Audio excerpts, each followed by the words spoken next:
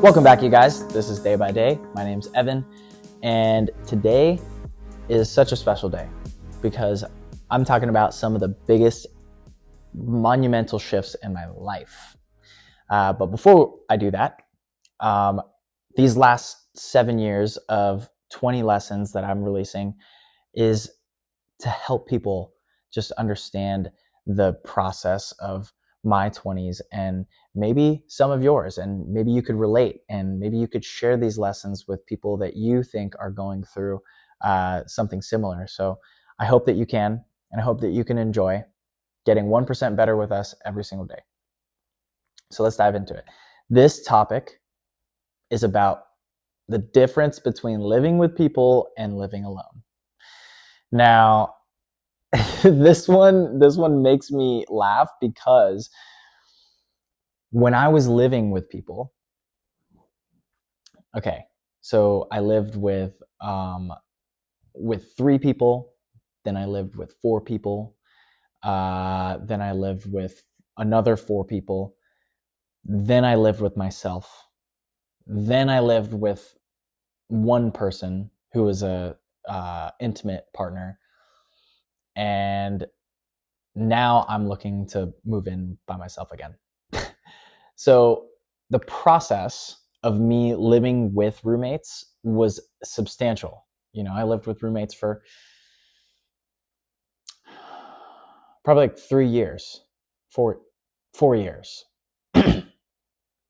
And when I lived by myself for 2 years, oh my gosh, it was like, and for someone, I guess everyone's different, but for me, I like, if you're type A like me and somebody that everything has to be in the right place, and I like, I like to clean, and I like to, put things together in a way that's efficient.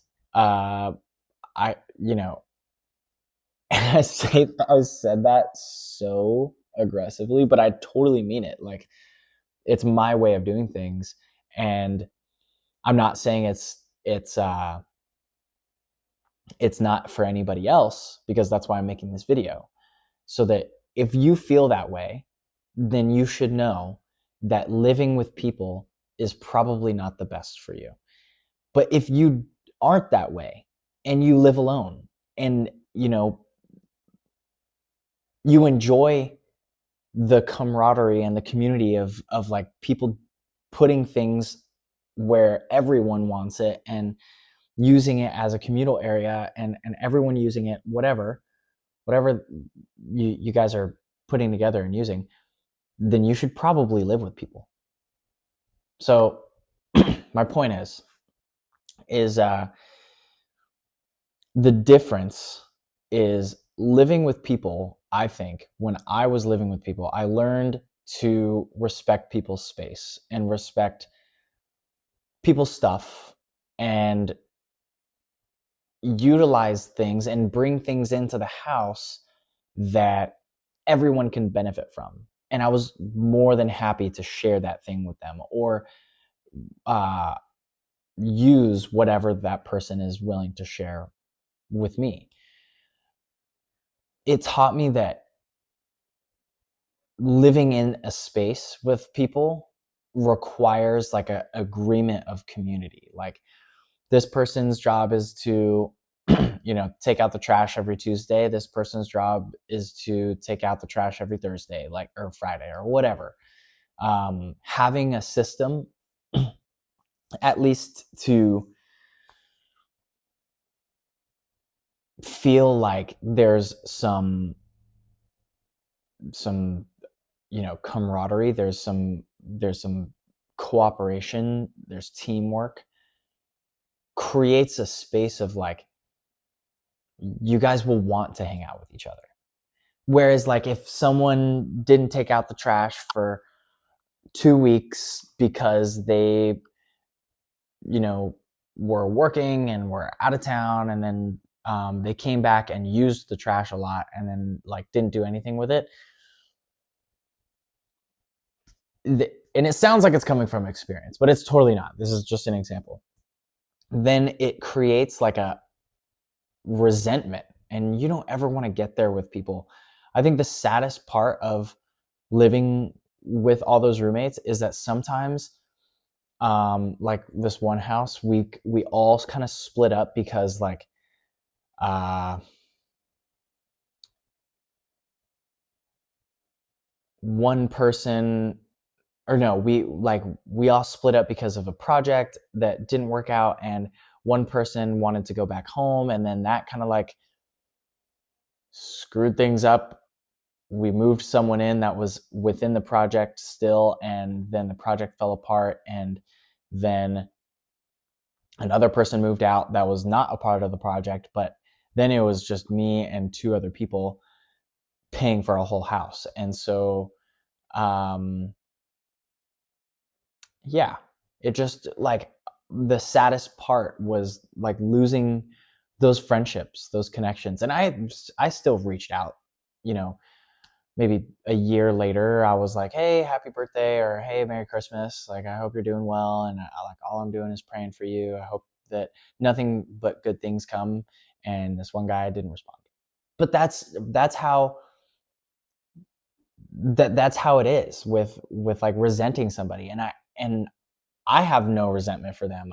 I'm just sad that that's how it ended. And it was beautiful friendships, you know. So what I suggest for anybody living with people, I think that the best way to grow the friendship is if you guys like not only do stuff outside of the house, or have game nights, or um, you know, play drinking games for some shows or whatever, or watch the game. Like, not just that, but like do things for each other that go farther than just the time. Like, think about it, like, oh, Jeff really likes when the floors are vacuumed and have like no crumbs on the ground, because he likes to walk with no socks on and no shoes.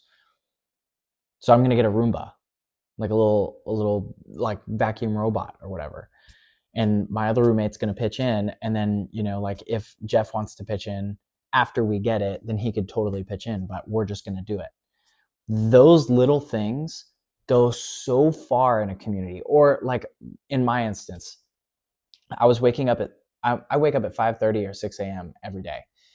And the dog that's here needs to be walked in the morning. So I'm up going on a run or a walk every morning. So I just take her with me.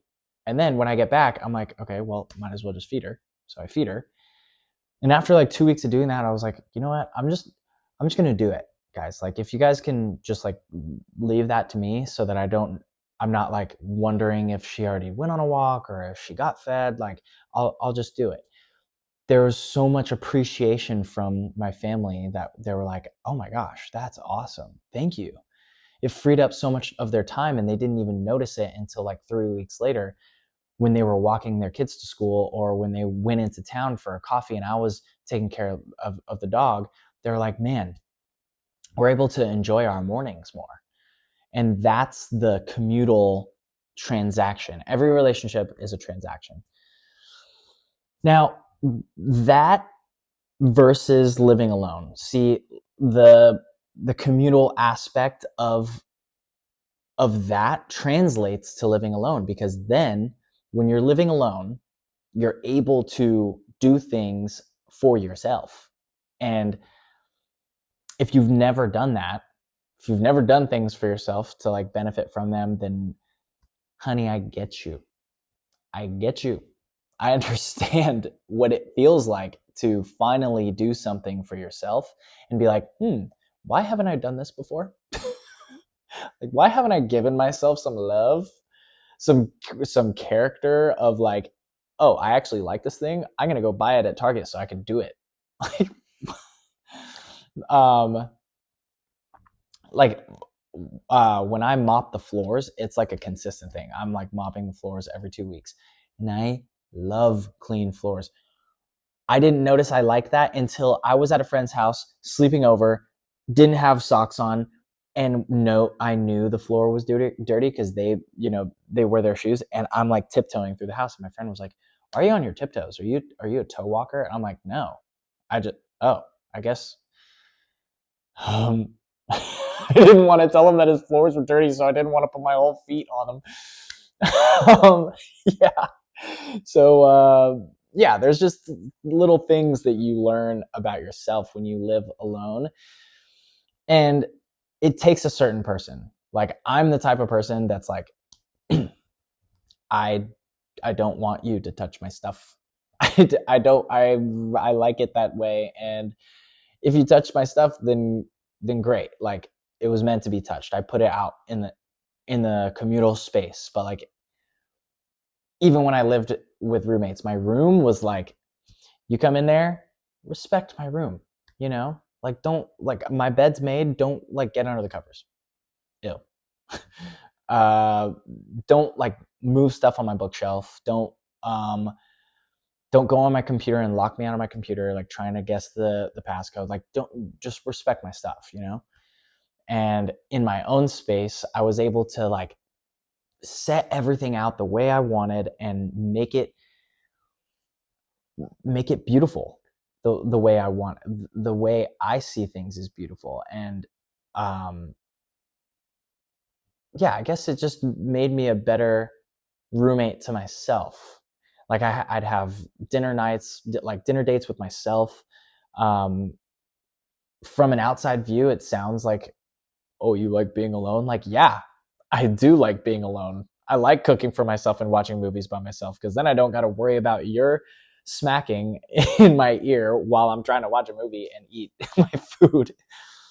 And cooking was another thing that I really fell in love with. I've always liked cooking, but like learning recipes, like actually experimenting with different foods and different spices. That was really fun.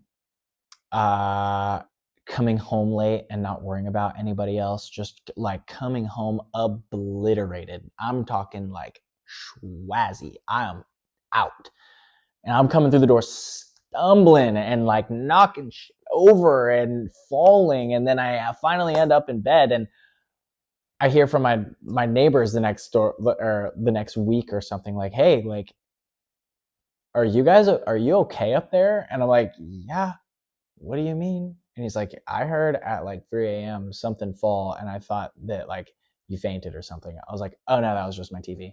Don't worry about it." Shout out my neighbors at in Torrance. Anyways, um, yeah, uh, not worrying about people when you come home late, not worrying about how many people you have over. Oh my gosh, that was honestly one of the best things. Not worrying about like what friends come over, how loud the music's playing, and of course with respect to my neighbors. But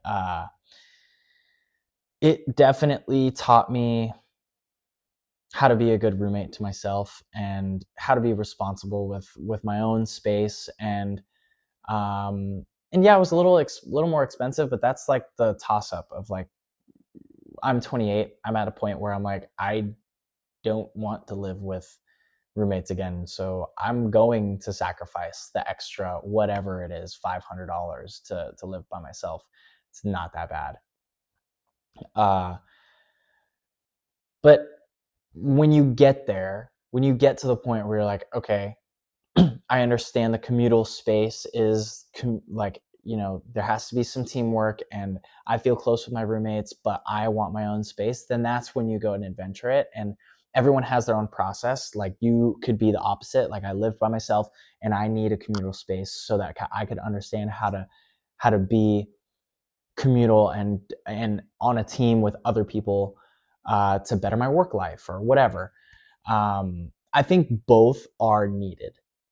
This topic is definitely not to steer you away from one or the other. I think they're both needed to understand the importance of either or, so that you know what works best for you. And for me, it just happens to be that I love living alone. So there you have it. Now you know something about me that everyone in my close circle knows I loved living alone. It was the best part of my life for sure. But go ahead and like this video so other people can see it. Share it with a friend so that y'all can laugh at me or whatever. And comment what you think, that like something that I missed or something that you wanted me to talk about. I'll include it in the next video. Subscribe, hit the bell so you don't miss the next one. And thank you for tuning in to Day by Day, where we get 1% better. Bye, you guys.